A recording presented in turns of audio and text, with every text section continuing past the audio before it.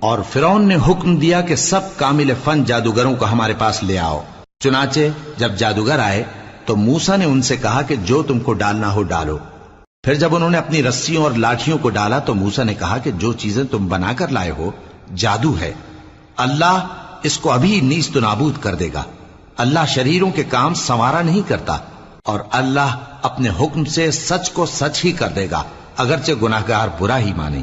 تو موسیٰ پر کوئی ایمان نہ لایا مگر اس کی قوم میں سے چند لڑکے، اور وہ بھی فرعون اور اس کے اہل دربار سے ڈرتے ڈرتے کہ کہیں وہ ان کو آفت میں نہ پھنسا دے۔